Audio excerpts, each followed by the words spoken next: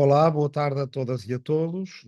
Esta é a terceira aula do curso das Guerras Culturais, agora e outrora, aqui e lá fora, e até agora temos começado sempre com um labirinto desenhado por uma mão talvez infantil num pilar de uma casa de Pompeia. Hoje começamos também com uma espécie de labirinto, um jogo de tabuleiro, parecido com aquele jogo do ganso, que todos conhecemos, só que é dedicado ao caso de Dreyfus, que é um dos casos que vamos falar hoje, que é o mais emblemático deste século do jornalismo e deste século dos casos, e que, eh, no fundo, nos permite aqui emblematizar a busca um bocadinho labiríntica e cheia de dificuldades da verdade. L'affaire Dreyfus et la vérité. Mas vamos começar um bocadinho antes. Nós, ontem mesmo falávamos de filhos do terremoto e queria apresentar-vos a este filho do terremoto, ou seja, alguém que nasceu em 1753, tinha 2 anos quando aconteceu o terremoto, chama-se Joseph de Maistre. E ao contrário dos outros filhos do terremoto revolucionários de que nós falámos ontem, quando mencionámos o Hamilton, ou o Maximilien Robespierre, ou até o Gomes Freire de Andrade, Joseph de Maistre é um representante da outra categoria que nasce com os revolucionários. É a categoria do reacionário. Não há reacionários sem revolucionários, e os próprios revolucionários do final do século XVIII são diferentes dos participantes em revoluções que vinham antes dele. Um historiador alemão chamado Reinhard Koselleck eh, estudou detalhadamente as, as acessões, os conceitos da palavra revolução antes do século XIX e apercebeu-se o seguinte: a revolução antes da Revolução Francesa é um pouco como a palavra reforma, quando a referíamos ontem, a reforma protestante era reformar a Igreja tal como ela era, não é reformismo, é uma reformação, por assim dizer. A palavra revolução tinha, até ao século XVIII, uma acessão que era principalmente astronómica. A revolução é o trajeto que um planeta faz para regressar ao mesmo ponto. E, portanto, uma revolução, em geral, ela era justificada não pelo futuro, mas pelo passado. Fazia-se para consagrar privilégios e direitos, no sentido também antigo de direito, que é muito próximo do de privilégio, é uma coisa que eu tenho e que vocês não têm, é um direito que eu tenho, porque tenho um pergaminho lá em casa, num baú do meu castelo, que diz que a minha família tem o direito de não tirar o chapéu em frente ao rei de Espanha, porque somos uma das famílias dos grandes de Espanha, por exemplo. Não é a mesma coisa dos direitos universais e indivisíveis, que a partir da Declaração dos Direitos do Homem e do Cidadão, em 1789, se consagra. Esses privilégios e esses direitos antigos eram aquilo que os revolucionários procuravam, justificando-se pelo passado. Era porque o rei, ou porque algum nobre, ou porque algum poder hierárquico inovava, que os revolucionários queriam revolucionar, ou seja, fazer como os planetas e regressar ao ponto de partida. Só a partir da Revolução Americana e da Revolução Francesa, e só durante o século XIX, é que o termo revolucionário, como nós o usamos hoje, alguém que procura partir do zero, fazer uma coisa inteiramente nova, se consagra. E contra esses revolucionários nascem os reacionários, aqueles que fazem a contra-revolução, a reação à revolução. Os reacionários são mais do que conservadores. Os reacionários são mais do que moderados. Se ainda ontem terminávamos dizendo que entre os liberais nós vamos ter liberais radicais, que acham que todo o poder vem do povo, e liberais moderados, que acham que é preciso criar espaço para o poder tradicional da monarquia, os reacionários, eles assumem claramente que todo o liberalismo é indesejável e que o que é preciso é voltar às certezas do absolutismo. E essas certezas do absolutismo é que os reis são reis por direito divino, é que a religião é que deve ser o guia dos comportamentos, mais do que a razão. Basicamente, os reacionários, quando reagem contra a Revolução, vão reagir também contra todo o acervo do século XVIII e do Iluminismo, e vão, de facto, dizer é a culpa do Voltaire e é a culpa do Rousseau, porque meteram estas ideias na cabeça das pessoas e estas ideias são erradas. Vão ter essa posição em relação ao século XVIII e também, crescentemente, em relação ao próprio século XIX. O exemplo mais claro de reacionário, mais famoso, mais emblemático, é este Joseph de Maistre, que em França primeiro, depois pela Europa toda e, acima de tudo, umas famosas cartas de São Petersburgo no Império Russo, assume essa defesa das dinastias, das casas reais, do absolutismo contra o liberalismo.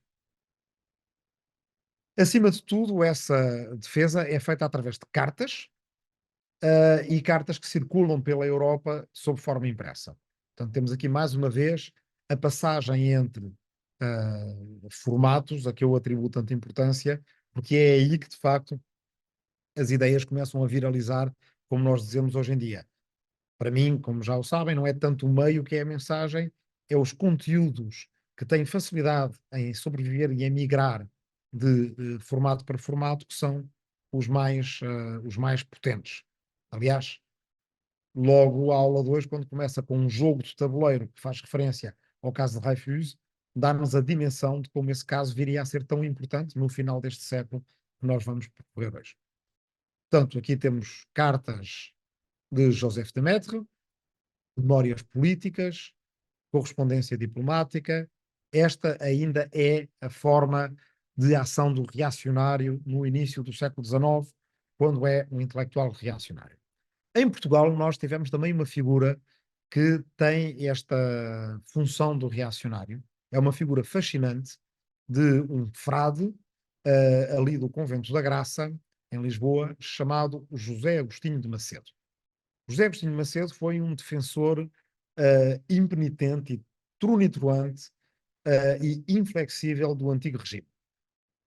Esteve do lado dos absolutistas nas guerras contra os liberais, foi orgulhosamente censor, numa altura em que a censura começava a ser criticada, ou começava a ganhar a acessão que tem hoje em dia como sendo a inimiga da liberdade de expressão. Era uma figura excessiva, corpulento,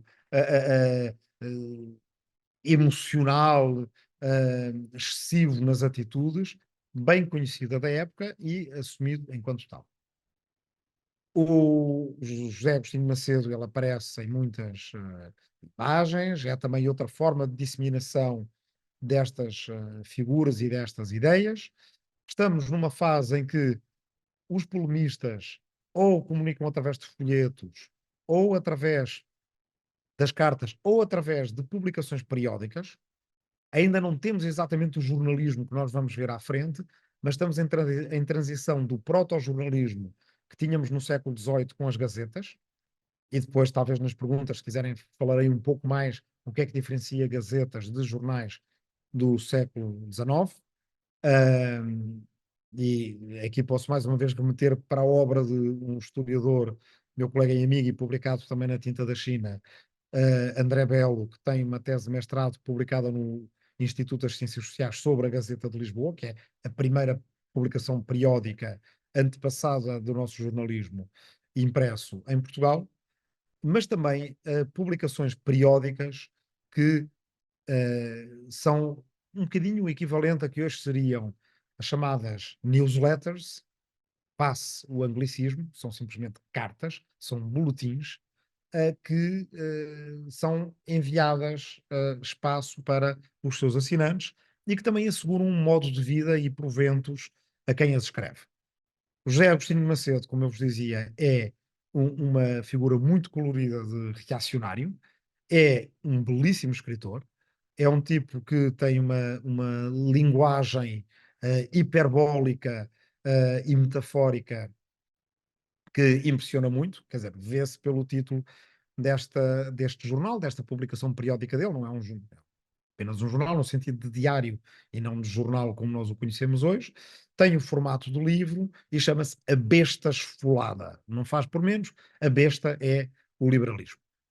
Uh, Tenho aqui vários outras cópias dos seus textos. Aqui vemos, por exemplo, outra publicação periódica do José Agostinho Macedo, que se chama A Verdade ou Pensamentos Filosóficos sobre os Objetos Mais Importantes à Religião e ao Estado.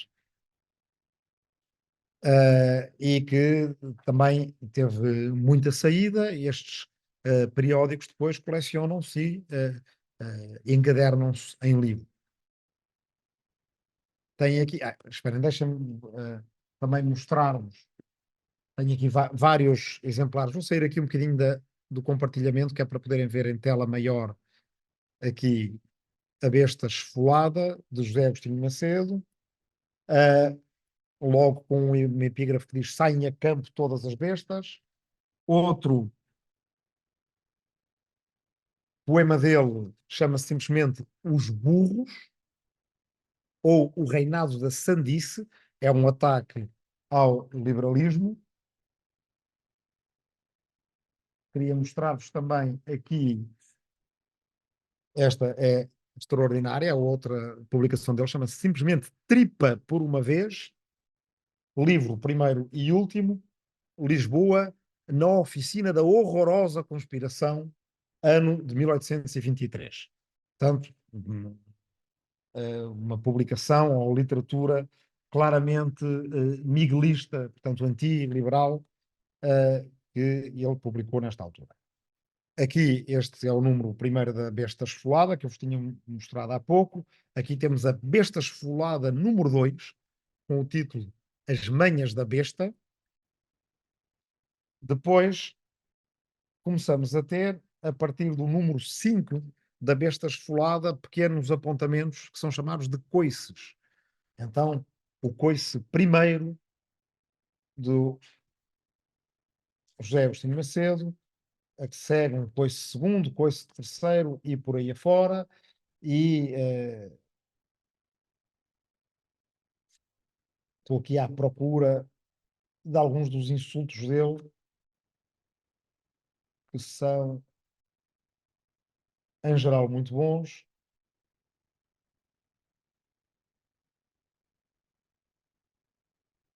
E outra vez arrochado o impudentíssimo Rocha, por zombaria e desprezo, os chamados, pois são porque lhe chamam e chamam-lhe porque os são, que se há de chamar à vista disso a pandilha chamada das listas triplas. Patos, gatos, pretextatos, liberatos, chamados como sucedeu em Setúbal, nas segundas porcanadas de vinho, etc, etc. Bestas escociadoras, vejam a miséria do reino proporcionalmente o mais opulentos da terra, etc, etc. Bem, quem quiser conhecer bem a obra do José Agostinho Macedo deve procurar um livro que sobre ele escreveu o António Mega Ferreira, que se chama A Infâmia, ou O Infame, e que é uma biografia literata, não é ficcionada, mas enfim, também não é uma monografia académica, é uma biografia literária, assim, de José Agostinho de Macedo. Esta é, digamos, tenho que voltar aqui. Só um momento.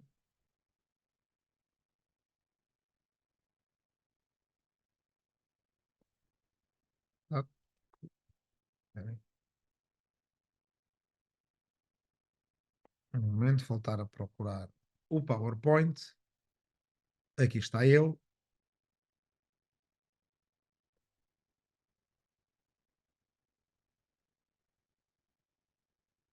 Esta é a nossa introdução ao reacionarismo do início do século XVIII, mas queria dizer-vos que a meio do século XVIII começam a aparecer outro tipo de publicações, que essas sim já fazem jus ao nome de jornalismo. Das primeiras revistas semanais, como The Spectator, que ainda existe, e que em meados do século XIX, disseminam notícias da Europa e do mundo, e põem milhões de pessoas sintonizados com essas mesmas notícias. Temos aqui uma cópia do Spectator, precisamente de meados do século XIX, e esta cópia do Spectator é dedicada principalmente a um caso ocorrido em Itália, que é o primeiro dos 3 casos que eu vos trago hoje, casos do século XIX, e que fazem, em boa medida, do jornalismo aquilo que ele é no século XIX. O jornalismo vive muito do acompanhamento de casos e também o próprio jornalismo faz dos casos aquilo que eles vão ser no século XIX. As guerras culturais no século XIX vão fazer-se principalmente em torno destes casos, e estes casos, tal como na aula passada nós víamos com Voltaire, católicos contra protestantes, os casos do século XIX, em boa parte, também metem religião. Dois deles que vamos falar aqui hoje têm uma grande centralidade na Europa da época e até também nas Américas, onde eles chegam. Muitas destas publicações elas são enviadas para o outro lado do Atlântico e têm assinantes dos dois lados do Atlântico. Uh, Têm a ver estes casos com o papel de minorias não cristãs na Europa da época. Se pensarmos bem, isso é uma derivação clara das revoluções. As revoluções, hum, elas, e entre outras coisas, não só depuseram cabeças coroadas, por um lado, não só consagraram direitos do homem e do cidadão, por outro, não só disseram que a nação era soberana, mas ao acabarem com a religião de Estado, ou pelo menos mitigá-la muito, ela vai, esse lugar da religião está em tensão todo este século XIX, e ao proclamarem direitos iguais para todos os cidadãos, colocam em questão pelo menos uma minoria que estava presente na Europa toda e que não era uma minoria cristã e que tinha vivido em boa medida segregada dentro dos países cristãos da Europa. Essa minoria era a minoria judaica. E, portanto, o lugar que o judeu, agora cidadão de pleno direito de reinos ou de repúblicas da Europa, com limitações à forma de exprimir a sua religião, em relação aos templos que podia fazer. Se vocês forem à Sinagoga de Lisboa, verão que ela tem uma diferença importante em relação à Sinagoga do Porto, é que a Sinagoga do Porto tem a porta virada para a rua e a Sinagoga de Lisboa não tem, tem que estar atrás de um portão, porque a lei no final da monarquia portuguesa ainda era essa, era que templos não cristãos não poderiam ter a porta diretamente para a rua. Portanto, há limitações, mas os indivíduos judaicos em si têm os mesmos direitos que lhes são dados pelos códigos civis de Napoleão e pelos outros códigos civis que vão sendo aprovados pela Europa e em alguns países do mundo. Pois bem, o problema é quando estas comunidades entram em interseção ou em tensão.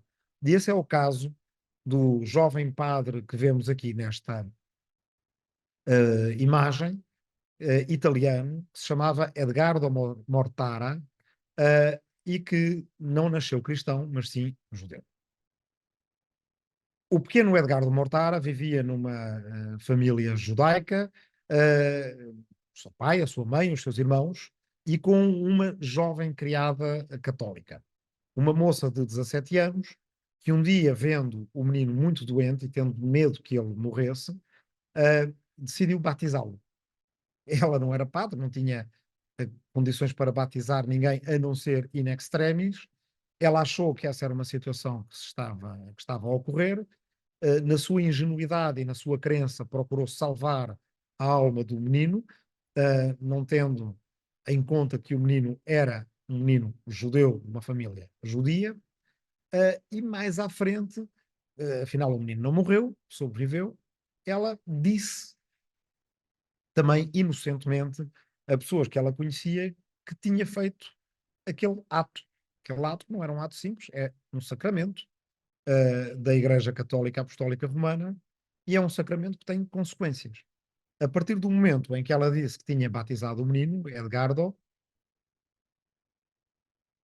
uh, começou a correr na Itália da época a ideia de que se o menino era batizado, era cristão, e se era cristão, não podia estar numa família judaica. E por isso, um dia, são enviados funcionários judiciais à casa dos Mortara, acompanhados de um monge, para, basicamente, levar o menino da família Mortara. A mãe Mortara desmaia, o que se vê nesta imagem. O pai tenta impedir por todos os modos aquilo de se passar. O filho é dele, ele entende isto como um sequestro, mas, no entender daquelas autoridades, o menino é cristão e, como é cristão, não pode viver em casa de uma família judia, mesmo que seja a sua família, os seus pais, os seus irmãos. Bem, este caso gera escândalo, o pai, Mortara, vai a tribunal e acontece que a certa altura o Papa Pio IX intervém no caso. Intervém no caso nada mais nem nada menos do que adotando o pequeno Edgardo Mortara. E portanto, o menino judeu agora tem os seus pais naturais, mas tem um pai legal que é nem mais nem menos do que o Papa que o adotou, e a situação complica-se mais ainda. E portanto, como vocês veem, este é um caso claríssimo de uma guerra cultural, tem aqueles três elementos de que falámos, polariza a sociedade italiana primeiro, europeia depois e até a americana vai dividir-se entre pró-família Mortara e pró-Papa. Em geral, nos países protestantes, isto é apresentado como um exemplo da desumanidade, do fanatismo, da superstição dos católicos e do Papa em particular. Os protestantes são, claro, antipapistas e, portanto, esta tem aqui uma boa ocasião para confrontar o Papa e o poderio do Papa, naquele século XIX em que se discutia a infalibilidade papal e em que a própria Itália estava em processo de reunificação, e o papel dos Estados pontifícios, ou seja, das partes de Itália que pertenciam ao Papa, está posto em questão, até o momento em que acaba por encontrar o equilíbrio que temos hoje, em que existe a Itália, primeiro Reino de Itália e depois a República Italiana e o Vaticano como um Estado à parte, e, portanto, este é um escândalo maior, provavelmente, o maior de meados do século XIX. Como eu vos dizia, aqui um critério importante para aferir da persistência e da força desta guerra cultural tem a ver com, um, polarizar a sociedade, dois, ser feita em torno de identidades, valores e narrativas, que me parece muito claro, o menino é judeu ou, não é, ou é cristão, e, em terceiro lugar, ter uma grande intensidade emocional, que, aliás, está mais do que patente neste quadro. Aqui temos um desenho feito a partir do quadro para ser publicado nos jornais pela Europa fora. Há pouco vimos o Spectator, também publicou vários artigos sobre este assunto. Acontece que, entretanto, o menino Edgardo vai crescendo, ele tem uma educação católica e começa a dizer que quer continuar a ser católico e mais, quer ir para padre. Entende o Papa Pio IX como o seu pai, não só espiritual, mas o seu pai familiar, e das poucas vezes que comunica com a família é para escrever cartas à família e para procurar converter a sua família. Em entrevistas, em várias outras ocasiões, a partir de que ele chega à maioridade, ele começa a exprimir-se muito acerca da sua identidade, continua a revelar grande afeto pela sua família, mas acha que a sua família está perdida, que está desorientada, que precisa de ser resgatada, que aliás todos os judeus precisam de ser convertidos ao cristianismo e que esse é o papel dele. A família não se converte, ele tem vários momentos em que, ou com a mãe ou com as irmãs, lhes escreve, algumas vezes visita-os, como se vê nesta fotografia, mas nunca abandona a sua, da família também não, e portanto esta é uma família que vai viver separada, é uma história absolutamente dilacerante, durante décadas e décadas. O padre Mortara depois viaja pelo mundo, vai para os Estados Unidos, onde a história é famosíssima, várias vezes responde a cartas acerca do seu caso, explicando qual é a relação que mantém com a família, se é verdade que ele os tinha insultado, diz que nunca os insultou, que apenas acha que eles estão desviados do bom caminho. Aqui vemos, por exemplo, uma, um cartaz para um encontro, basicamente um comício, um encontro público, um ato público sobre a Mortara Abduction, ou seja, o sequestro de Mortara, junto com um sermão de um pastor protestante. Aqui mais fotografias, Papa, cartas a que o padre Mortara responde precisamente aqui. Aliás, é alguém que lhe escreve do Ohio, uh, e pergunta: He asked the priest if it was true that he learned to curse his Jewish parents. Portanto, a pergunta é se no seminário onde ele esteve, se o tinham ensinado a amaldiçoar os seus pais judeus. Há peças de teatro aqui, La Drammatica Compagnia del Corso ha annunciato in preparazione la Indovina Ebrea di Séjour, commedia che i francesi hanno avuto la compiacenza di appellare La Fanciulla Mortara, a criança mortara. Em França teve um grande sucesso, diz aqui no segundo parágrafo, ha avuto-si grande successo sulle scene di Francia, è però noto il fiasco completo fatto or ora a Genova e a Milano. Bem, itinerâncias de companhias teatrais com peças sobre o caso Mortara. Aqui uma difesa del padre Pier Gaetano Feletti, imputato come inquisitore del Santo Officio no caso do Fanciullo Edgardo Mortara, portanto, do criança Edgardo Mortara. Os jornais aqui já são diferentes, já têm mais o tamanho de revistas e são em colunas. O Monitore di Bologna, temos livros aqui, Roma e l'opinione pubblica d'Europa, não é? Roma e a opinião pública da Europa sul fatto Mortara. Indicador claro de que o caso atravessou fronteiras e que basicamente se fala de uma coisa que, aliás, hoje em dia pouco se fala, que é de uma opinião pública europeia.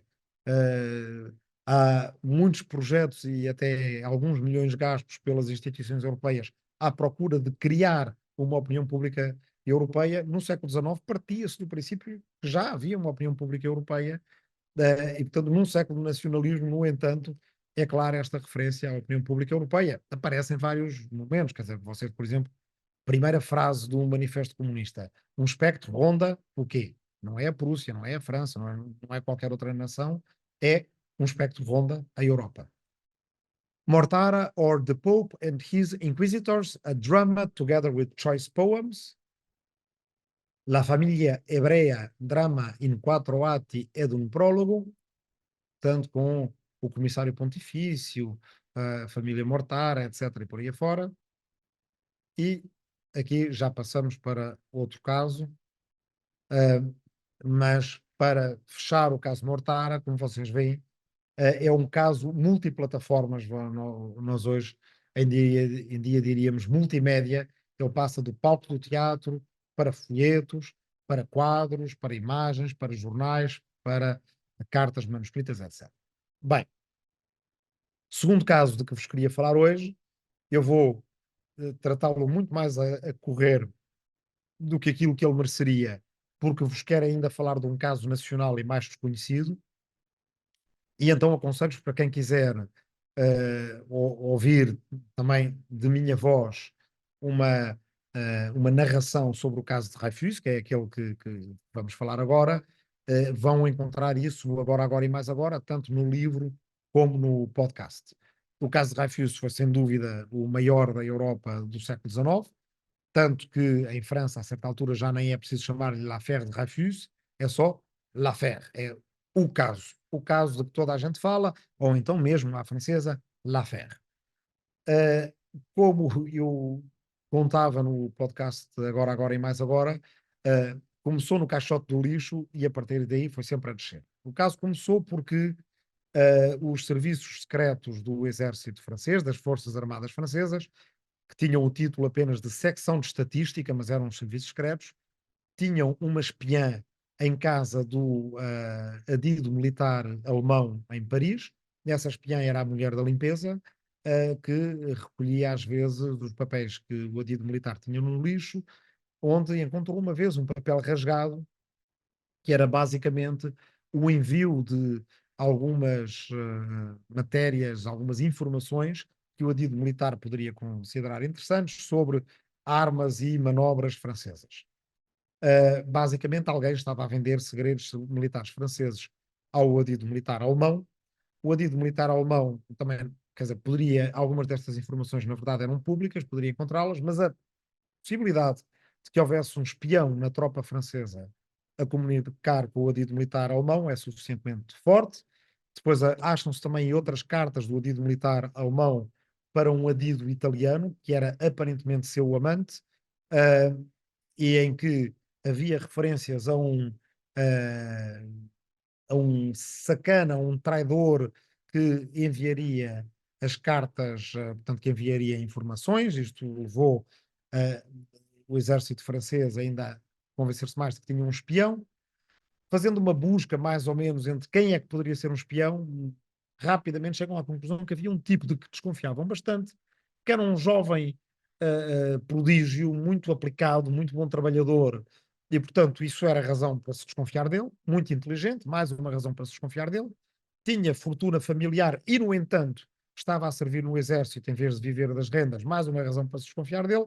Bem, na verdade, a grande razão para se desconfiar dele é que ele era judeu. E, portanto, do ponto de vista dos antissemitas no exército francês, não se podia confiar nele precisamente por isso. Ele é chamado a vir ao Estado-Maior-General, o superior hierárquico dele diz-lhe que tem uma mão enfaixada porque não teve um acidente em casa, queimou a mão, e se ele poderia escrever uma carta em seu nome, o capitão Alfred Dreyfus senta-se para escrever a carta, mal começa a escrever a carta, o, o seu superior hierárquico, creio, já não sei se um general, aponta-lhe uma pistola à cabeça e diz: em nome da lei, está preso por alta traição. Porque considera que a letra na carta de Dreyfus é uma letra muito parecida com a sua letra de mão, a sua caligrafia. Na verdade, ela é bastante diferente. Na verdade, vai-se descobrir muito à frente de toda esta história, ouçam o podcast se quiserem seguir a história em todo o seu detalhe, que o verdadeiro autor da carta era um outro militar francês de origem húngara e bom católico, chamado Esterhazy, que tinha dívidas ao jogo e precisava de vender segredos militares aos alemães para pagar essas dívidas ao jogo, mas aí já é tarde, a sociedade francesa já está completamente polarizada entre todos os antissemitas que se declaram orgulhosamente antissemitas, que acham que não se pode confiar nos judeus, em particular não se pode confiar em Dreyfus, e evidentemente que é ele o traidor, por mais provas que vão aparecendo de que ele não é o traidor, por mais buracos que o caso tenha, e, evidentemente, para todos esses, esse Terrazi, mesmo quando a certa altura se prova que a caligrafia é exatamente a dele, não pode ser o traidor, e essa parte da sociedade que acha que esse Terrazi não pode ser o traidor e que Dreyfus tem que ser o traidor, acredita depois na história que esse Terrazi lhes conta que é, não é verdade, ele escreveu o bilhete para o adido militar alemão, este bilhete que está aqui e que em francês se chama o bordereau, o célebre bordereau do caso de Dreyfus. Esterhazy admite que foi ele que escreveu, mas ele não escreveu por ser traidor. Ele escreveu porque, na verdade, ele faz parte de uma conspiração do bem dentro do exército francês para descobrir junto dos alemães quem é que eram os verdadeiros traidores, que evidentemente tinham que ser os judeus. A guerra cultural em torno do caso de Dreyfus tem os elementos, os três que eu menciono desde o início, é polarizadora, faz-se em torno de identidades e valores e narrativas, é, tem uma grande intensidade emocional, mas ainda tem mais um elemento importante para os nossos tempos, que é o elemento da teoria da conspiração. A cada passo em que a teoria inicial, que é de que Dreyfus é um espião dentro do exército francês para passar informações aos alemães, é refutada, basicamente, a própria refutação é integrada dentro de uma teoria da conspiração mais lata. Ou seja, então se calhar é verdade que o bilhete não é dele, mas como nós queremos continuar a acreditar que ele é traidor, então é porque há outra conspiração, se calhar é uma conspiração nossa, é uma conspiração do bem, mas é uma conspiração para apanhar a conspiração do mal, que é dos judeus que dominam o mundo e que os vamos começar a descobrir. Se vocês seguirem, por exemplo, todas as histórias de hoje em dia com aquela conspiração QAnon dos trampistas norte-americanos, é exatamente assim. Cada vez que se prova que uma coisa não é exatamente assim, então é porque há uma conspiração mais lata ainda e Trump está quase a denunciar todos os conspiradores que estão dentro do deep state, do Estado profundo norte-americano, por aí afora. Aqui nada foi inventado. Há teorias da conspiração umas dentro das outras, como bonecas russas, que vão cada vez crescendo mais. Como eu vos disse, vou passar pelo caso de Dreyfus a mata-cavalos. Dá para fazer um curso inteiro sobre o caso de Dreyfus e dá para fazer um curso inteiro de um ano inteiro. Tanta matéria existe. Vamos ver algumas imagens. Esta é uma ilustração do Petit Journal, muito famosa, em que vemos aqui o capitão de Dreyfus com bastante compostura no momento em que ele é degradado, ou seja, as suas patentes são mandadas ao chão, o seu sabre é quebrado no joelho de um oficial militar, precisamente porque o capitão de Dreyfus se portou tão bem nessa, nessa cerimónia e manteve a sua compostura. Aí está, mais uma razão para acreditar que ele é culpado. Porque se ele fosse inocente, estaria certamente emocionado, como ele mantém a sua frieza, culpado. Se ele perde a compostura, culpado também. Se não perde a compostura, pior ainda. Bem, por aí afora. Temos aqui um jornal, aqui os jornais já são uma coisa muito diferente, já são jornais mais próximos àqueles que vamos conhecer durante o século XX. Aliás, este caso é um caso que começa em 1895, portanto já é no final do século XIX. Um dos jornais mais importantes, neste caso de Dreyfus, é o jornal antissemita La Libre Parole. Portanto, vemos aqui algo que também apanhamos em muita da extrema-direita atual, e aqui para este pode-se utilizar a expressão de extrema-direita antissemita, é que eles assumem o lugar de defensores da liberdade de expressão. E essa liberdade de expressão é a liberdade de expressão em nome do discurso de ódio. La Libre Parole, o diretor é um antissemita famoso na França da altura, Eduardo Roumont. Isto é basicamente também um modelo de negócio. Este jornal vende muitíssimo e os antissemitas encartados que publicam jornais contra o capitão de Dreyfus ficam ricos. Aqui está a ser celebrada a condenação do traidor, le traître condamné, 10 anos de detenção e degradação, a tal degradação que vimos há pouco, degradação no sentido de perder os seus graus. A bas les juifs, abaixo os judeus, vive l'armée, viva o exército, e Eduardo Roumont aparece aqui como uma celebridade derrompante, não é? Numa imagem graficamente muito interessante e moderna, em que basicamente a imagem do polemista, ela rasga a página do jornal como se fosse a violação daquele princípio da quarta parede no teatro ou no cinema. Aqui o Petit Jornal também, que fez muitos números sobre este caso, jornal ilustrado. Outro, este é da repetição do julgamento em Rennes.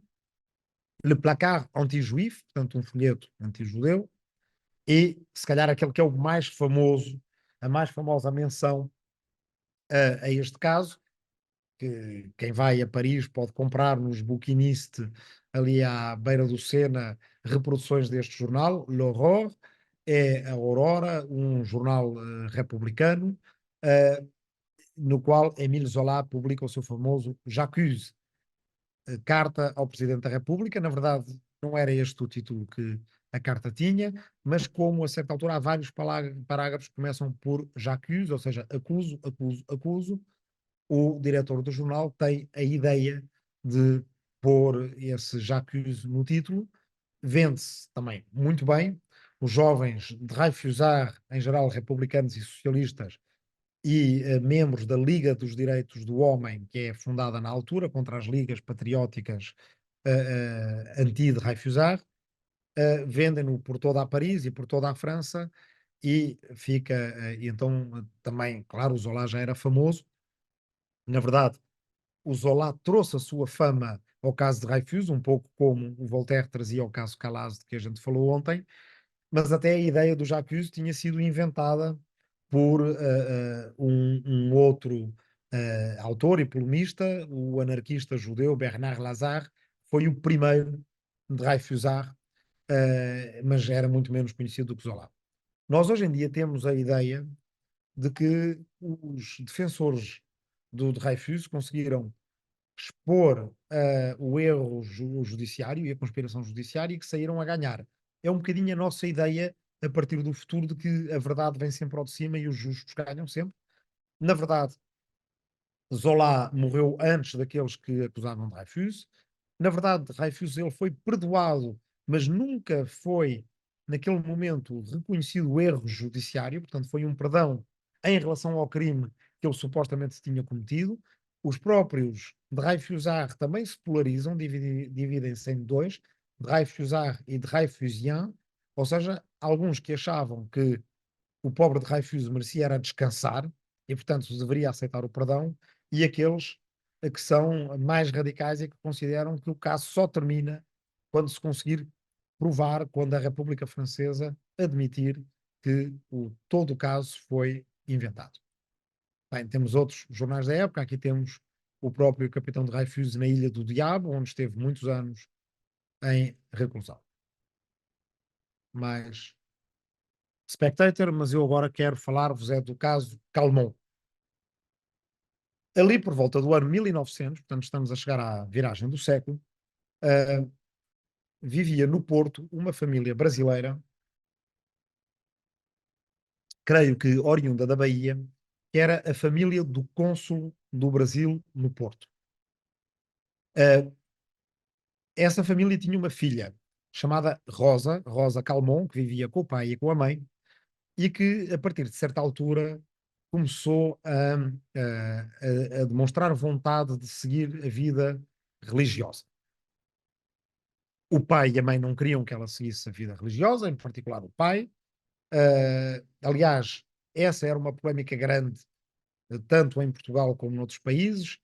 Teoricamente, as congregações religiosas estavam proibidas, no entanto, elas eram admitidas, a monarquia liberal fechava-lhes os olhos se elas estivessem debaixo da proteção de legações, ou seja, não é, de sedes diplomáticas estrangeiras, embaixadas e consulados, que as permitiam trabalhar, se viessem de, portanto, países que tinham congregações religiosas, se tivessem funções sociais.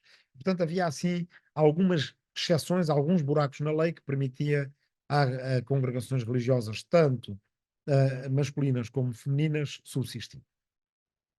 No entanto, a Rosa Calmon, que era uma mulher já dos seus 30 anos, eh, encontrava ali um problema que era o seu pai e a sua mãe não lhe davam permissão para ela ir para uma congregação religiosa. O caso, enfim, polariza muito a sociedade primeiro portuense, onde há famílias importantes, eh, muito católicas, que pretendem interceder a favor da Rosa Calmon. Algumas dessas famílias são famílias ainda muito católicas hoje em dia, em particular uma, a família Porto Carrero, e que ajudam a certa altura, ou pretendem ajudar a Rosa Calmon a fugir à família e a entrar na vida religiosa.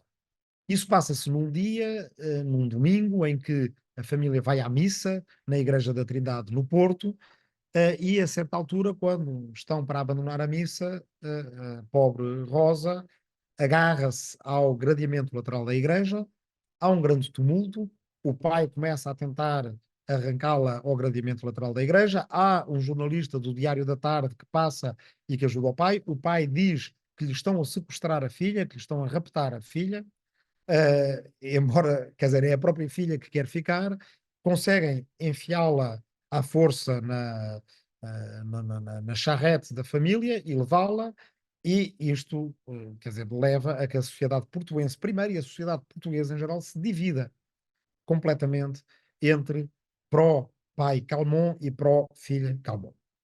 O caso não era um caso recente, apesar de tudo. O pai Calmon, quando a filha tinha demonstrado o desejo de entrar na vida religiosa, tinha entrado em rota de colisão com ela, tinha mantido praticamente em cárcere privado na casa da família, e tinha chamado especialistas para basicamente determinar se a filha estava boa da cabeça ou não. Um desses especialistas é nem mais nem menos do que o médico psiquiatra Júlio de Matos, famoso, que na altura era diretor de um hospital de alienista no Porto, um hospital de alienados, e que faz o seu relatório, determina que a Rosa Calmon é histérica, e que tem uma série de outros problemas mentais. Uh, Faz uma análise, que também é uma análise que parte de outros indícios, inclusive indícios corporais. Por exemplo, Rosa Calmon é estrábica e ele vê esse estrabismo como um sinal da sua histeria.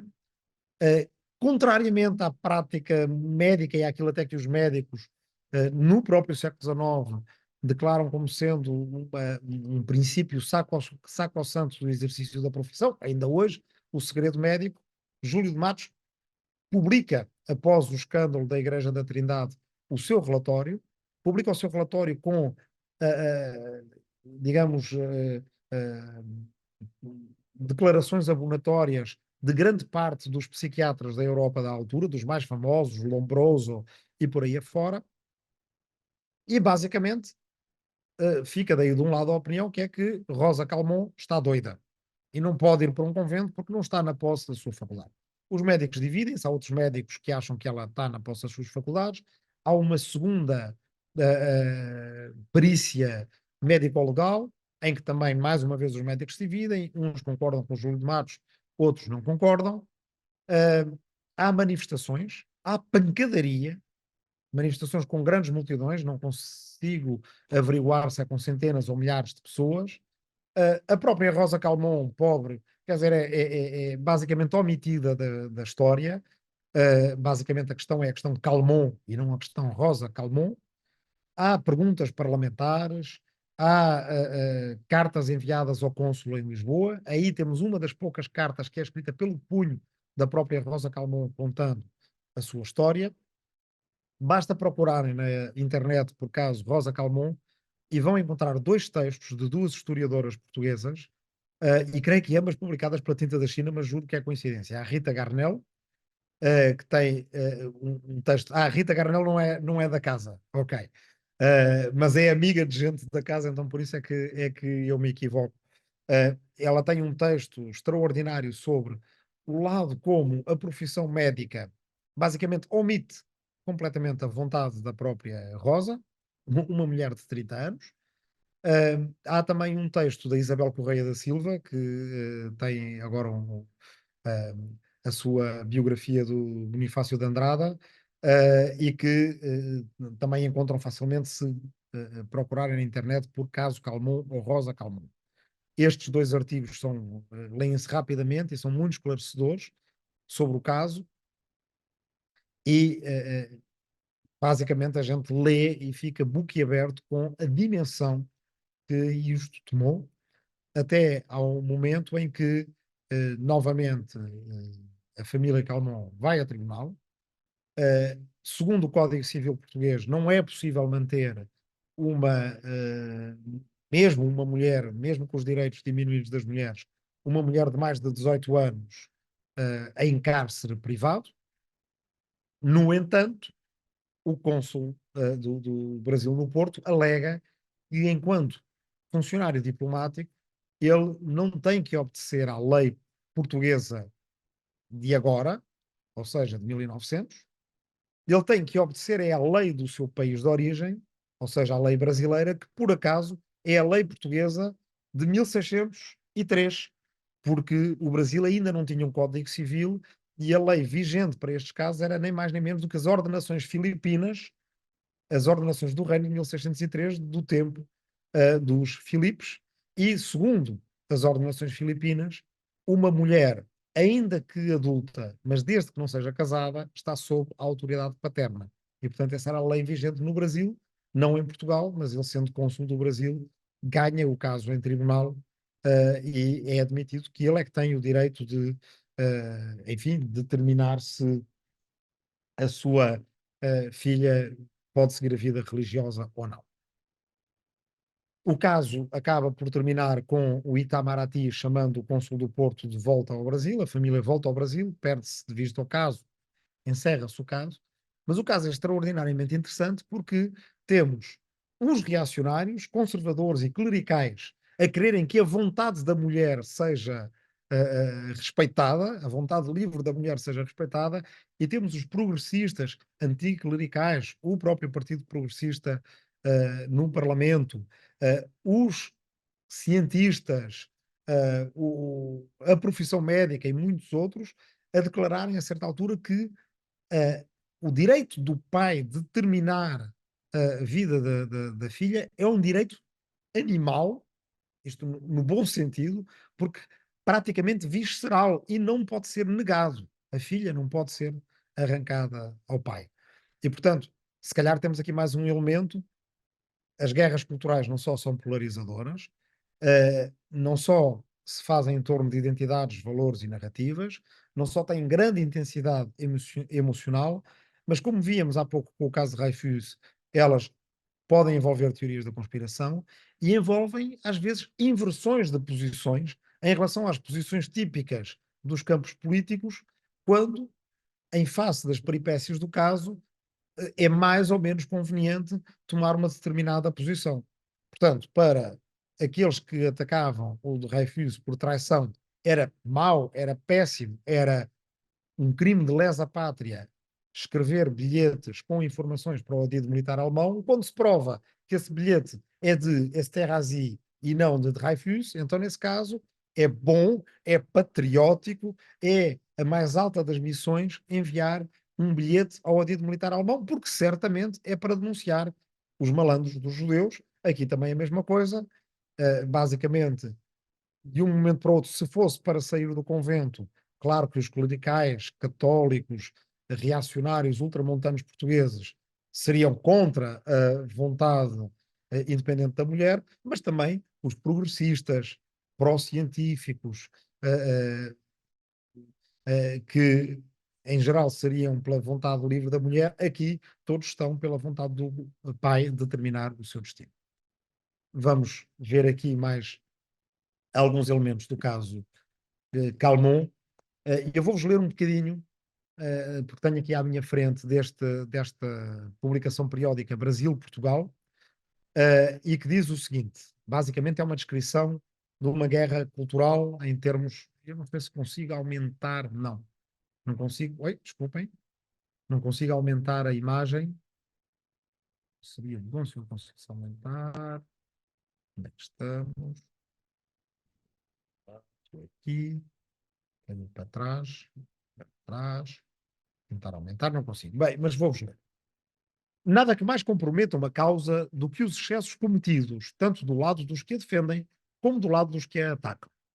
E triste causa foi esta que tanta bulha fez no país e tão profundo eco teve no Brasil, também atravessou o oceano, como o caso Mortara. E que ficará já agora conhecida por a questão Calmon. Quem quisesse observá-la sob o restrito ponto de vista da legalidade, em duas palavras diria tudo e teria esgotado o assunto. O que, porém, a caracterizou, o que fez dela uma questão tensa, violenta e irritante, não reside na lei e está absolutamente fora da sua alçada. Começou por uma questão de sentimento, de um protesto paternal isolado, de um sentimento puramente paternal, derivou num protesto coletivo e acabou por se tornar numa verdadeira questão político-religiosa, em que lamentáveis e desastrosos exageros, de um lado e de outro, originaram conflitos populares e lutas de seita e de classe. Como ainda era natural, a questão ampliou-se e interveio a força pública. Cada vez se foram acirrando mais os ânimos. A autoridade atacou a liberdade individual, como a multidão atacou a propriedade particular, porque os anticlericais atacaram a casa das famílias no Porto que estavam do lado a ajudar ao dito sequestro calmo. Como a reação, atacara os sentimentos da família. De todas as bandas surgiram os pescadores de águas turvas. E provou-se à farta, finalmente, que tanto no liberalismo como na reação, ou seja, nos reacionários, há jacobinos e fanáticos capazes de reproduzir as selvagarias e carnificinas de outras épocas. O governo viu-se na dura necessidade de adotar providências violentas, suspender garantias, mandar um cruzador ao Porto em reforço da autoridade e, como lhe cumpria, cobrir e defender os atos do seu delegado na segunda cidade do reino. Bem, e por aí afora. Vamos ver mais algumas imagens. Aqui é uma imagem da paródia da publicação periódica do Rafael Bordal Pinheiro, em que temos um sequestro por amor a Deus, aqui com um padre jesuíta com cara de macaco. Temos versos também da paródia, posso também tentar ler alguns. anda tudo numa fona, perdida à turba do coco. Nisto que toca a tapona, leva a gente para tabaco, seja ou não calmona. Bem, não são de enorme qualidade literária, mas isto serve para andar a ser recitado e cantado pelo país fora. Temos aqui outra imagem da paródia do Rafael Bordal Pinheiro, efeitos do caso Calmon no Porto. Oi, deixa-me ver o que é que dizem mais, que eu aqui não tenho. Como os pais têm que levar agora as filhas à missa. E se vocês repararem bem, é acorrentadas para as filhas não escaparem aos pais quando vão à missa. E assim chegamos ao fim da nossa imagem de hoje. Portanto, fazemos aqui um percurso que nos leva de volta àquele labirinto da verdade, àquele jogo do ganso que vimos no início. Uh, Resta, se calhar, fornecer aqui um epílogo. Nós estamos em 1901, estamos em fevereiro, foi quando aconteceu o caso Calma. A monarquia liberal em Portugal está sob tensão. Os dois partidos, os dois grandes partidos do rotativismo, o Partido Regenerador, centro-direita, do Hinz Ribeiro, que foi várias vezes primeiro-ministro nesta altura, e o Partido Progressista, de Anselmo Brancamp e depois de José Maria Alpuim, alternam no governo, e de Luciano de Castro, principalmente, mas nesta altura, em 1901, começam a sentir-se pressionados por, à esquerda, os republicanos e à direita, os, os nacionalistas de João Franco.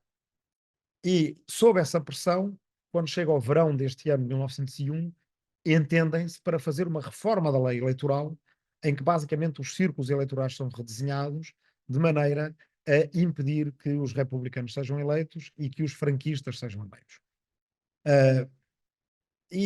Corre bem, basicamente conseguem impedir a eleição de deputados republicanos e os franquistas só elegem um deputado na Madeira. No entanto, a vergonha, o opróbrio dos regeneradores e progressistas por terem feito este negócio de reforma eleitoral é tal que a expressão que João Franco encontra para caracterizar o caso, que é a ignóbil porcaria, vai pegar e toda a gente passa a chamar a isto a ignóbil porcaria. Os republicanos estão contra a ignóbil porcaria, os franquistas estão contra a ignóbil porcaria e conseguem também eles polarizar a opinião pública de maneira a pôr a opinião pública contra os dois grandes partidos que tinham dominado a política durante 5 anos, durante 50 anos, peço perdão, e toda a gente está contra a ignóbil porcaria. Detalhe, ninguém vai mudar a ignóbil porcaria. Nem os franquistas, nem os republicanos, quando estiverem no poder, aquele sistema eleitoral dá imenso jeito para quem está no poder e, portanto, a ignóbil porcaria subsiste. No entanto, o facto destes dois partidos que tiveram um regime estável durante 50 anos, desde a regeneração até 1901. Portanto, 1851, 1901. Regime sem problemas de maior, com dois grandes partidos que se alternam no poder e que chega a 1901 pensando que se calhar tem mais outros 50 anos pela frente. A verdade é que com toda a dissensão que se cria à volta do enorme erro da ignóbil porcaria, as eleições de 1904 ainda correm bem, as de 1906 correm um bocadinho pior, e em 1907 João Franco tem a sua ditadura, que é entregue pelo rei Dom Carlos. Depois o próprio rei Dom Carlos é assassinado por ter basicamente reforçado o poder de João Franco em 1907. E depois, aí, 2 anos depois do regicídio, temos a República. E um regime que era muito estável, que se tinha aguentado durante 50 anos, com dois grandes partidos que se revezavam no poder, acabou basicamente em meia dúzia de anos. Essa é uma boa moral da história para a gente terminar a aula de hoje.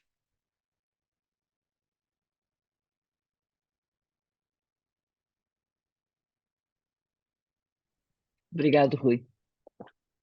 Estes três casos são. Este português, então, é muito elucidativo a vários níveis. Não sei se há questões. Quem quiser colocar alguma questão ao Rui Tavares, é levantar a mão. Está aqui embaixo nas reações.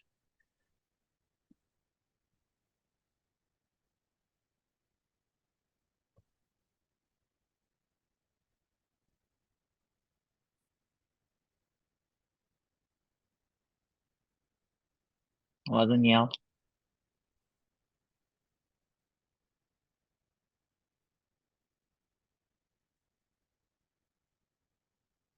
Se calhar começamos com a pergunta do Daniel, enquanto não há outras. Exato, exato.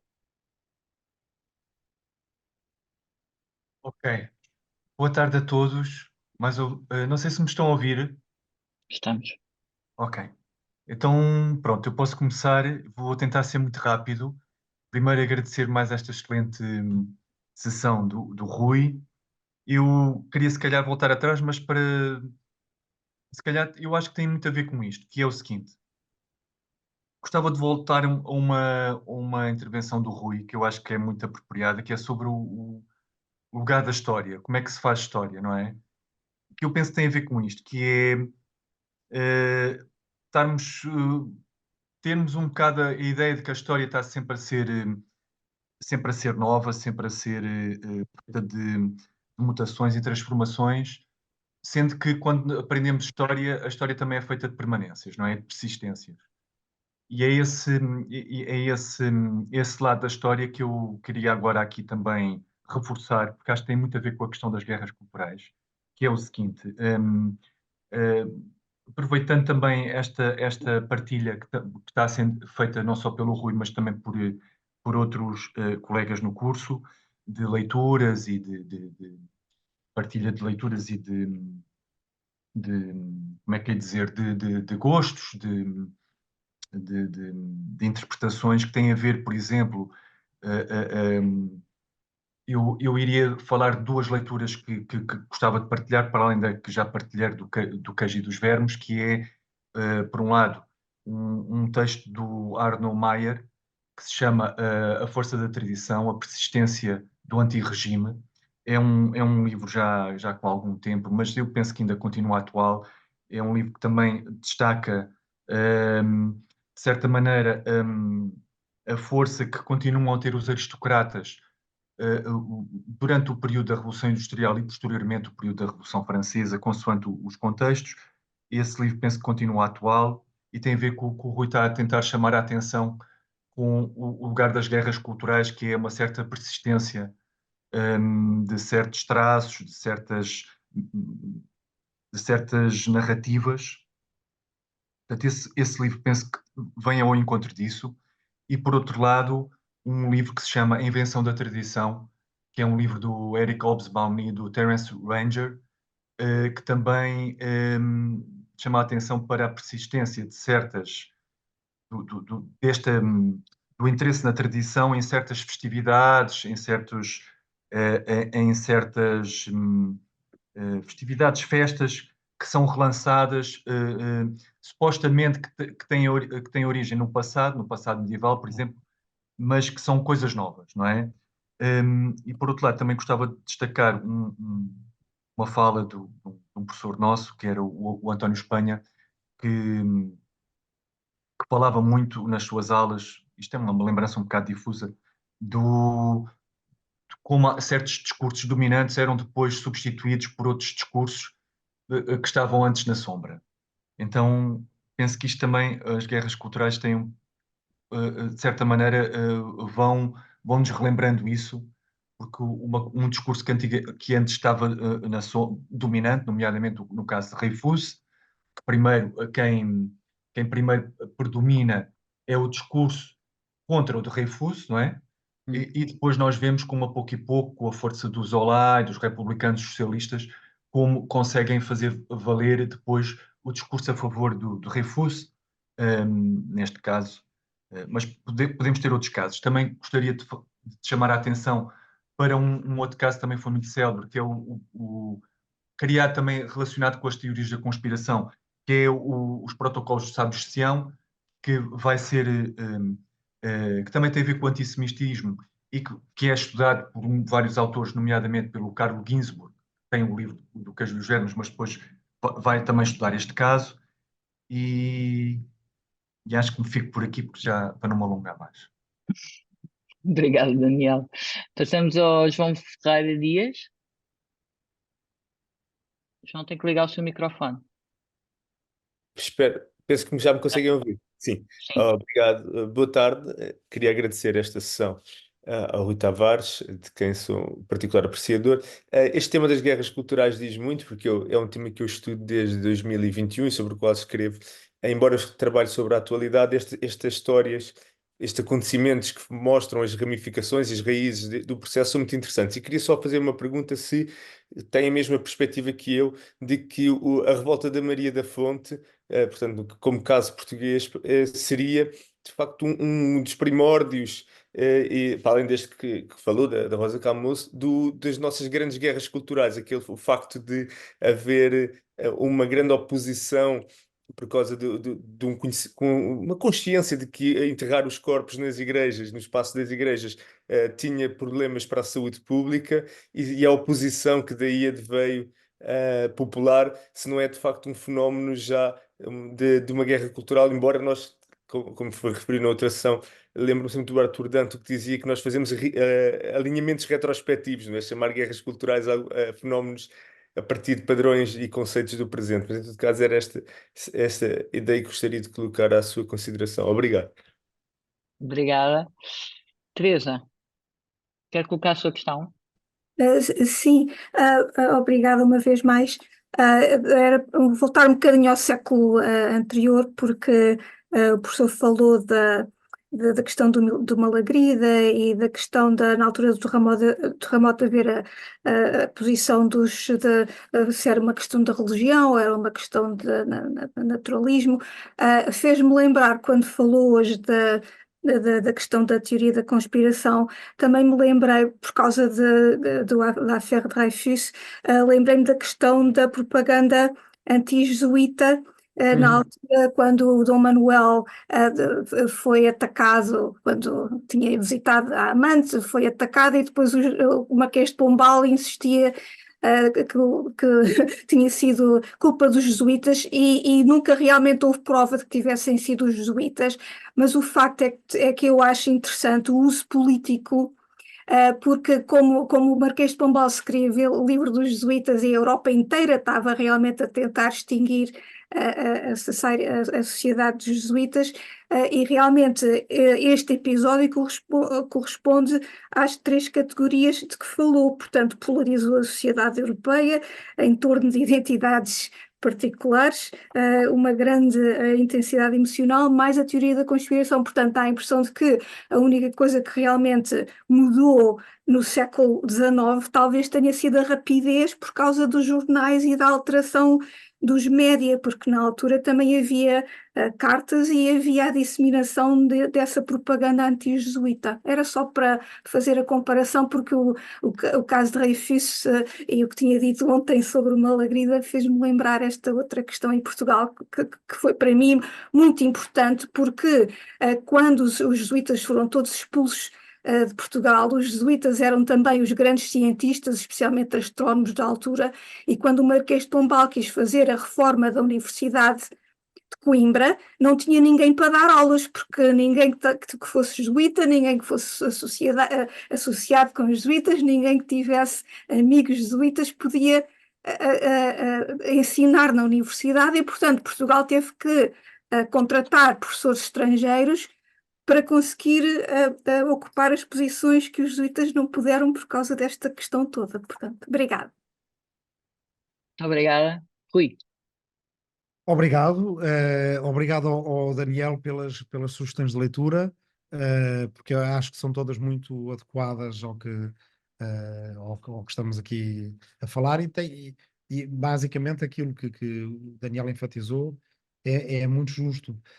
Nós temos às vezes um bocadinho na mania da periodização, de dizer, ok, isto até o ano tal acreditava-se nisto, a partir do ano tal.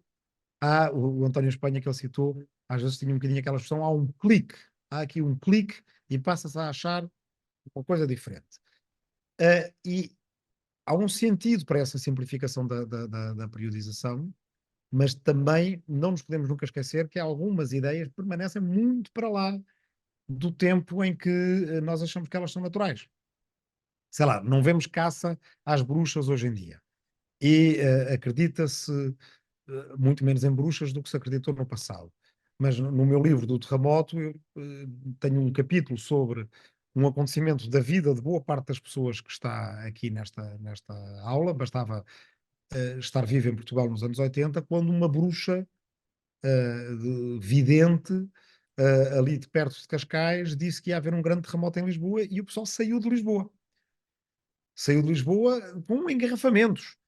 E quando eu perguntei isto às pessoas que tinham vivido isso, muitas diziam, não me lembro nada dessa história. Na verdade, eu próprio vivi isso e lembro-me disso quando estava na escola secundária e só me voltei a lembrar anos e anos depois como uma coisa bizarra, isto aconteceu ou não. Fui para a hemeroteca e vi os jornais da época que basicamente falavam acerca disto.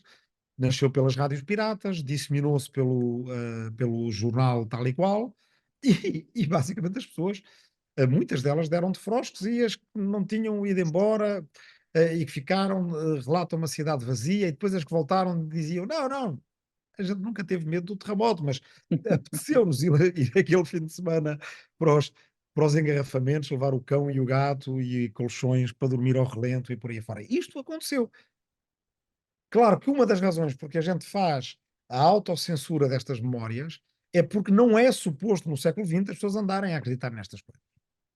Mas, da mesma forma, estes grandes reacionários, o Joseph de Maistre, o José Agostinho Macedo, e depois à frente, os de Roumont, há um de que eu falo muito no podcast, que é o Léon Daudet, que é o filho do Alphonse Daudet. Alphonse Daudet era um escritor republicano, amigo do Victor Hugo. Aliás, o Léon Daudet chegou a ser quase que uma espécie de genro do Victor Hugo, era casado com uma neta do Victor Hugo, família de impecáveis pergaminhos de esquerda progressista republicana em França. O Léon, a certa altura, vira com o caso de Dreyfus e torna-se um destes polemistas do ódio. Ele é conhecido pelo ódio, ele é muito lido por causa do ódio. Quanto mais ele ataca, quer dizer, nós temos assim uns hoje em dia, quanto mais ele ataca, mais as pessoas gostam de ler as suas crónicas. Escreve um livro acerca do século XIX, chamado O Estúpido Século XIX, em que verbera o século XIX por tudo aquilo que a gente acha que o século XIX teve, que ainda foi menos mau. Quer dizer, que é o parlamentarismo, a democracia, os direitos das mulheres, os direitos do homem, tudo isso ele acha péssimo. O direito de voto, sufrágio universal, tudo isso é horrível. E esse livro, o Estúpido Século XIX, é um livro que foi influente em Portugal, inclusive nos círculos do integrismo católico e do integralismo lusitano, portanto, e que influenciou gente como o cardeal Cerejeira e provavelmente o próprio Salazar. Portanto, estas ideias do reacionarismo, elas trazem o tradicionalismo ao longo do século XIX e até ao princípio do século XX, e para juntar às sugestões do Arno Mayer e do Hobsbawm, claro, as origens do totalitarismo, da Hannah Arendt, que mostram bem esse vínculo entre o caso Dreyfus e os fascismos. Fico muito contente por o João Ferreira Dias estar aqui connosco, porque talvez, à medida que nos vamos aproximando da contemporaneidade, isso possa dar aqui um diálogo muito frutuoso para tentar ver se há algumas analogias entre as guerras culturais atuais e as do passado. Eu conheço melhor as do passado, do ponto de vista do estudioso. As do presente conheço-as do ponto de vista bem, quer dizer, já não sei se devo dizer do utilizador ou da vítima ou de ambos, mas pode dar aqui um bom pretexto para uma conversa entre nós. Acho que sim, acho que claro que a Maria da Fonte também pode ser entendida como uma guerra cultural. Não a trago para aqui porque ela foi uma guerra mesmo, foi uma guerra civil. Não é? Quer dizer, e às tantas já passou a fronteira para o lado de lá, mas poderia fazer todo o sentido termos tido aqui um capítulo sobre a Maria da Fonte. Tal como, e para responder à Teresa, a questão da utilização das guerras culturais. Claro que vocês sabem que toda esta terminologia é anacrónica, não é? Nós falamos das guerras culturais hoje e estamos à pesca delas no passado, um bocadinho como dizia o Daniel. Há aqui algumas coisas que são um bocadinho o pecado do historiador. Uma delas é, olha, a Mariana tem um gato igual ao meu, um gato cor de laranja. Podemos juntar, para quem se interessa, uma guerra cultural em torno de gatos, chama-se The Great Cat Massacre, e é um livro do Robert Darnton, daquele historiador do século XVIII que a gente falou ontem, e que é só acerca de um pânico anti-gatos em Paris, em que gatos foram assassinados e tal, mas também muito interessante. Regressando ao que estávamos a falar, que é a utilização... espera. Os pecados dos historiadores. O anacronismo e usar o passado para responder a perguntas acerca do presente. Confesso, qualquer dos dois. E, portanto, como confesso, já estou meio perdoado. O nosso objetivo é precisamente vasculhar no passado à procura de coisas também que nos ajudem a orientar para um presente tão marcado pelas guerras culturais. Segunda coisa, o que se passou com... A Teresa estava aqui a misturar duas histórias, a história dos távoras e a história dos jesuítas, ambas são misturáveis. O suposto atentado sobre o rei Dom José passa-se quando ele vem de um encontro amoroso com a Marquesinha de Távora. Pós-terremoto, os reis viviam nas tendas, na barraca real, como então chamavam, que viria a ser o Palácio da Ajuda, e os távoros moravam ali onde estão os pastéis do Belém, não é? E é ali que terá sido o dito atentado. Aparentemente, um criado da família dos Távora viu aquele carro, aquela carruagem a sair dos seus domínios e disparou. Não sabe se queria mesmo disparar sobre o rei. A verdade é que o rei e o seu ministro, Sebastião José de Carvalho e Melo, ainda está longe de ser o Marquês de Pombal, guardam a informação depois de uma breve convalescença do rei. Isto foi no dia 3 de setembro de 1758. Guardam a informação durante algum tempo, fazem uma junta da Inconfidência para descobrir os culpados, e logo no início de janeiro de 1759 os távoras são executados da maneira mais horrível, e as suas casas são destruídas e os seus terrenos são salgados, e há um monumento ali por trás dos pastéis de Belém que lembra isto tudo e que foi visitado nem mais nem menos do que pelo presidente Marcelo Rebelo de Sousa a seguir ao 7 de novembro do ano passado. Portanto, lá está como estas histórias migram ao longo de séculos. Os jesuítas está mais ou menos associado com isto e ao mesmo tempo não. Há razões diferentes. Aqui eu acho que quem descreve melhor o que se passa é o historiador americano, cujo nome me vou lembrar daqui a pouco, Maxwell, Kenneth Maxwell, que tem um livro chamado Pombal, Paradoxo e Iluminismo, não me lembro agora da editora, e que descreve bem como o conflito entre os reinos ibéricos e os jesuítas na América do Sul, porque o rei de Portugal e o rei de Espanha delimitaram as fronteiras do Brasil. Portugal cedeu a colónia do Sacramento, que é no atual Uruguai, e em troca ganhou grande parte do estado do Rio Grande do Sul. E portanto o Rio Grande do Sul era mais só junto à costa, mais perto de Porto Alegre, e toda a zona que é das Missões, que vai até à província de Misiones, na Argentina, Santo Ângelo, Santa Maria, São Miguel e por aí afora, São Borja, é tudo cedido pelo rei de Espanha ao rei de Portugal. E há também acertos de fronteiras na Amazónia. Ora, o que acontece é que quando o rei de Portugal vai entrar na posse dos seus terrenos, desde logo há uma reação dos próprios guaranis. Há um líder guarani chamado Sepet Yaraju, que acha muito estranha aquela história da terra mudar de um dono para o outro dono e diz: esta terra já tem dono, ou seja, somos nós, os guaranis, e dos jesuítas que tinham aquelas missões, que eram aldeias nas quais havia uma regra comunitária imposta pelos jesuítas, e chegaram a chamar aquilo praticamente um reino jesuítico. O Reino Jesuítico do Paraguai é o título de um dos livros polémicos daquela altura, acerca da maneira como os jesuítas reagem contra os reis. A propaganda anti-jesuítica que o Marquês de Pombal vai, ainda não Marquês de Pombal, mas que o rei Dom José e o seu ministro vão disseminar pela Europa toda a partir de 1759 é fortíssima, e tem elementos de facto muito parecidos com aquilo que se diz dos judeus mais à frente. O que é? É que os jesuítas não têm reino, não têm rei, não têm nação, não têm pátria, não têm Estado, não têm solidariedade nenhuma, eles não são portugueses nem espanhóis, eles basicamente obedecem ao seu geral dos jesuítas em Roma. E como tal são aquilo que o stalinismo vai chamar aos judeus em 1950, que é cosmopolitas desenraizados. Eles são cosmopolitas, eles não obedecem a ninguém. Devem ser perseguidos e extirpados de todas as nações da Europa por causa disso. E há uma operação de propaganda pan-europeia, paga pela coroa portuguesa, traduzida em várias línguas, de tal forma forte, que é o assunto do momento. Quer dizer, noutros países que vão expulsar os jesuítas mais à frente, Portugal é um reino pioneiro. Se vocês lerem um livro tão importante como o Settecento Riformatore, do Franco Venturi, o primeiro capítulo chama-se Delle cose del Portugal. Portugal, ali, primeiro por causa do terremoto e depois por causa da reinvenção sucessiva do autoritarismo do reinado de Dom José em 1759, com os távoros e os jesuítas, é o país do momento.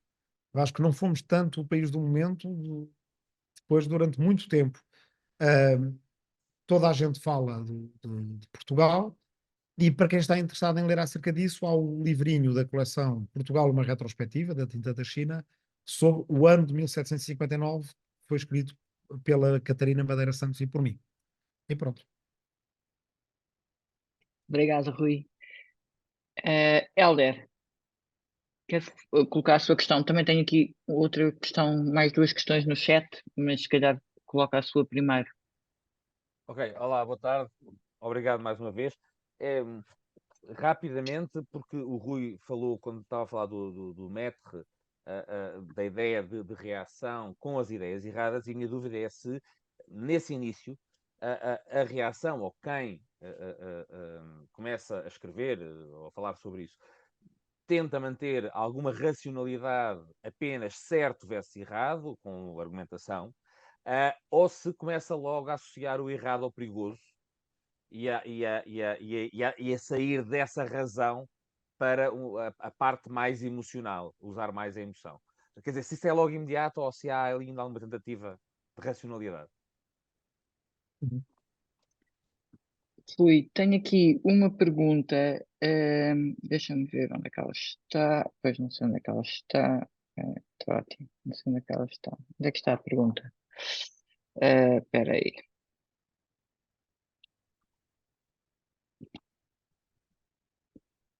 Pois não consigo. Ruth, consegues. Ok. Está aqui. É do Pedro Joaquim. Ele pergunta, em jeito de provocação, hoje que chegamos à segunda metade do nosso curso e tendo em conta os casos que foram apresentados, alguém sai vencedor de uma guerra cultural? Uhum. E o José Maria Belo também pergunta se não será. Deixa-me lá ver que eu estou aqui à procura da. Se cada pessoa não tem uma história individual e se esse relativismo não se torna ensurdecedor, e aí entram as sociedades e as suas conceptualizações ou não. Ele faz esta pergunta como historiador, como é que tu reages a este tipo, à partida é um bocadinho, é esta impotência. Então, vamos pergunta a pergunta. O Demetrio e a razão. É uma boa pergunta. Estes reacionários, como o Demetrio, eles assumem completamente o anti-iluminismo. E, portanto, assumem completamente que a razão iluminista, ela dissolve as sociedades. A tradição, a obediência e por aí afora. E, quer dizer, eu não queria pôr isto do lado do bem e do mal, não é? O dos argumentos errados, porque eles têm um acervo de factos e argumentos a seu favor. Pronto, como toda a gente sabe, quer dizer, eu estou digamos, no ângulo oposto ideológico de um reacionário como o Demetrio, mas o Demetrio, o que ele está a dizer é: vejam o que é que eles fizeram quando cortaram as cabeças aos reis, vejam o que é que eles fizeram no terror, vejam como é que está a Europa desde o momento em que começou esta revolução. Vejam a mortandade, as famílias separadas, as guerras, etc, etc. Portanto, desde que inventaram esta mania de que o povo é soberano, que é racional e que pode decidir o seu destino, tudo correu mal. E contra isso não há, do lado do Demetrio, nenhuma vontade de estabelecer uma ponte de entendimento ou uma moderação, tal como, aliás, com o José Agostinho Macedo também não. Não se vão encontrar a meio do caminho como os cartistas, como os moderados. Ok, então está bem, vamos ter uma Constituição, só que em vez de ser a Constituição feita pelo povo, é uma carta outorgada pelo rei. Para o Demetrio, isso já é um erro. Qualquer coisa que seja não admitir que o rei tem direito a reinar, tem direito até absoluto, não precisa de parlamentos para nada, porque o povo, quando começa a discutir para onde é que vai, basicamente começa a confusão e vai dar em morte, é um argumento antirracionalista, mas eles acham que por uma razão maior. Porque se calhar certas, além disso, quem é pró antigo regime na sua totalidade, também defende que há certas pessoas que não devem ter acesso aos argumentos da razão, dos livros, das luzes e por aí afora. Não estão preparadas para isso. E, portanto, certas ideias não podem cair nas mentes erradas, nas mentes ingênuas do povo. Ou às vezes ao contrário, o povo, na sua ingenuidade, é mais sensato do que os filósofos que deram cabo disto tudo. Portanto, o que nós temos é reacionários orgulhosos de o serem, dizendo que desde que começámos a admitir que os reis não mandam tudo, só há problemas. E, portanto, vamos ter, e depois até ao momento em que fala que falava o Daniel Melo, nós a certa altura vamos ter alianças espúrias, portanto, na Maria da Fonte, na Patuleia, em que às vezes há, não é a minha especialidade, portanto tenho um bocado de medo de estar aqui a pôr o pé em ramo verde, em que chega a haver alianças táticas em que, por um lado, os liberais radicais, os setembristas, a esquerda do liberalismo de então, e, por outro lado, os miguelistas que ainda existiam, estão ambos interessados em combater o Costa Cabral e, digamos, os liberais cartistas, por razões diferentes, uns porque eram tradicionalistas e, portanto, levavam a sério os argumentos da Maria da Fonte e de não se enterrarem os corpos fora das igrejas. Aliás, a pergunta aí não era do Daniel Melo, era do João Dias Ferreira. E outros porque achavam que era uma boa altura de fazer cair o odiado Costa Cabral, que tinha sido setembrista e que tinha virado um moderado e um cartista. Portanto, basicamente nós vamos ter estes três campos. A esquerda radical liberal na altura, que depois mais à frente vão aparecer os socialistas, anarquistas e por aí afora. O campo dos moderados, os Benjamin Constant e outros, que tentam arranjar uma maneira de fazer a democracia funcionar, ou o liberalismo funcionar, através de uma democracia representativa, ao passo que antes, uma geração antes, o que pretendia a revolução era simplesmente imitar o que faziam os romanos e os atenienses, e o Benjamin Constant, no seu livro A Liberdade, a liberdade dos antigos e a liberdade dos modernos, defende que agora a liberdade vai ter que ser uma coisa diferente, a democracia não pode ser direta, tem que ser representativa, e o campo dos reacionários, aqueles que antes eram chamados de ultramontanos. Porque é que eram chamados de ultramontanos? É porque no século XVIII a grande diferença era entre defender o poder da Igreja Nacional e do Rei, os chamados regalistas, os intelectuais que andam em torno do Pombal são regalistas, e os ultramontanos defendem o poder do Papa e de Roma. A expressão ultramontano surge a partir de França, porque os que defendem o poder do Papa defendem um poder que está para lá dos montes, ultramontano, ou seja, para lá dos Alpes. Agora, as outras duas perguntas.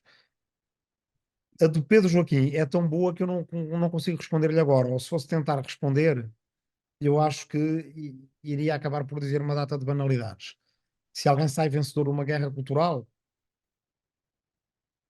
inevitavelmente alguém tem que sair vencedor dela, pela razão que, quando as guerras culturais começam, a minha sensação é que elas raramente acabam em tréguas. Não é?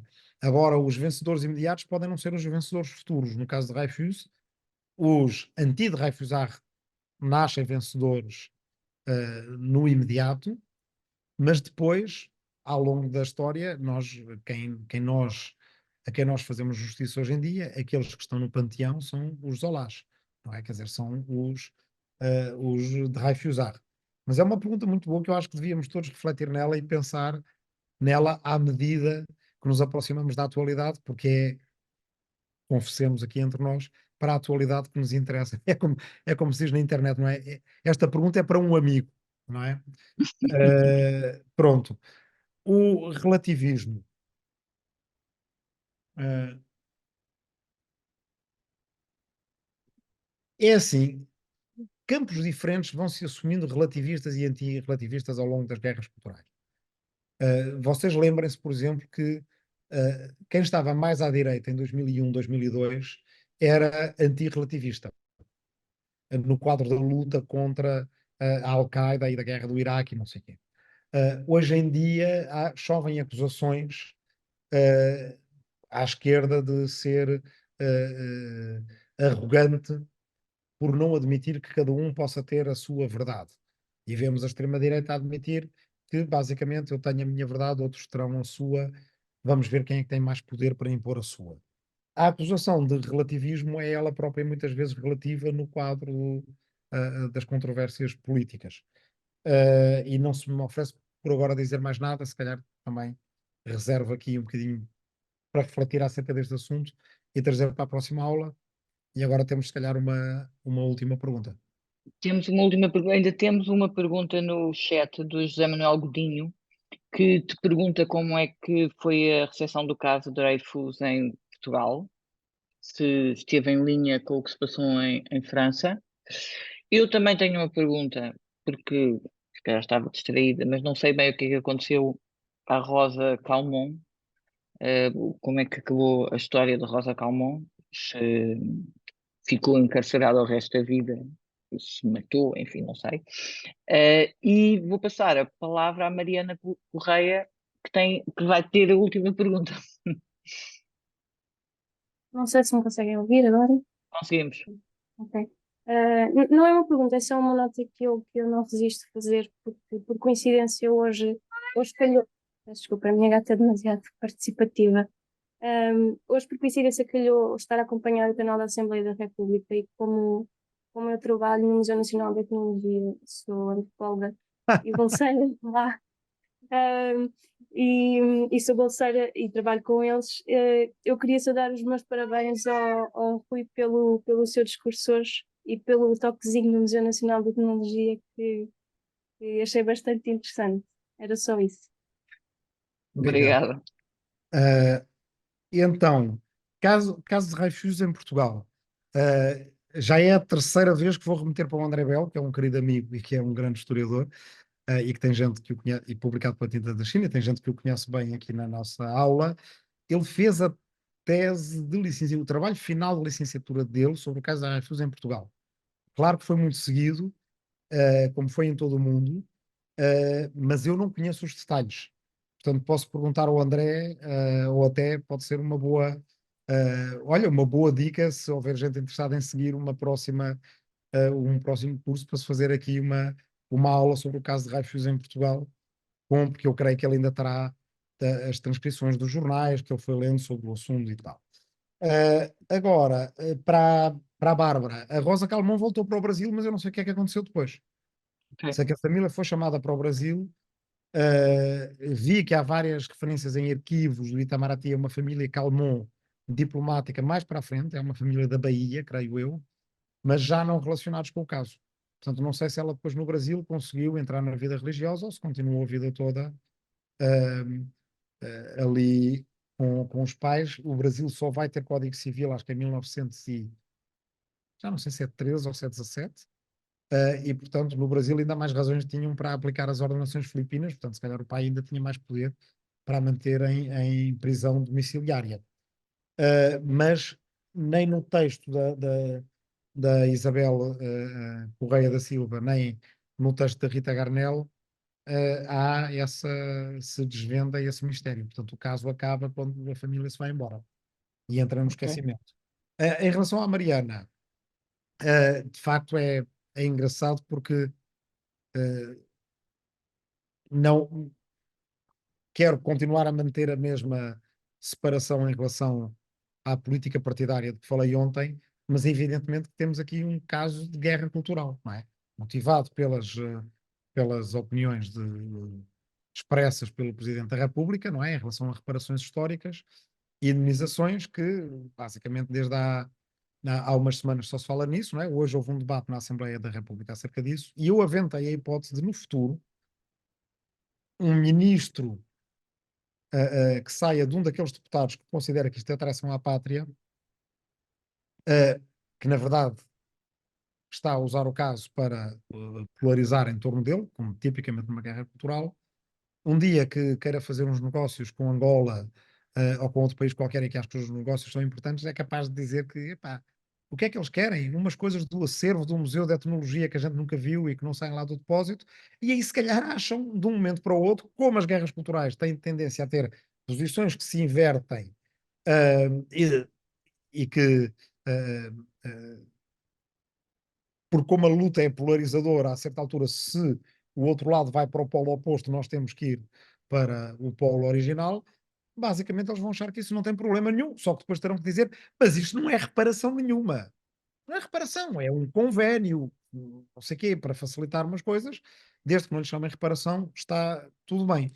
Mas também, quer dizer, nós vemos e vimos muitas vezes, por exemplo, nas guerras culturais dos Estados Unidos, para sair daqui do nosso cantinho, como, por exemplo, pessoal progressista e liberal, que é muito mais quase libertário nos costumes, de repente acha preocupante o facto de Trump ter tido um affaire, mas um affaire dos outros, e ter pagado alguém para esconder esse affaire, porque é Trump, não é? Não é porque sejam moralistas, é porque isso tem uma importância política. E porque acham que Trump, sendo denunciado pelas suas infidelidades conjugais, pode perder apoio no seu próprio campo político, quando a gente sabe perfeitamente que não perde apoio nenhum no seu próprio campo político, porque inversamente também o seu campo político, que acharia terrível infidelidades conjugais de um Clinton, vai achar, mas o Trump nunca nos enganou. Toda a gente sabe que ele é assim desde o início, portanto, ele é honesto no seu adultério. Ele é aldrabão, mas é um aldrabão genuíno. E, portanto, estamos do lado dele, ao passo que uma Clinton, por exemplo, pode parecer verdadeira, mas é insincera e, portanto, estamos contra ela. Mas teremos tempo para falar acerca disso quando falarmos de 2016, depois da manhã. Ok. Obrigado, Rui. Obrigado a todos. Obrigado. E amanhã cá estamos outra vez, à mesma hora. Muito obrigada. Obrigado, até amanhã.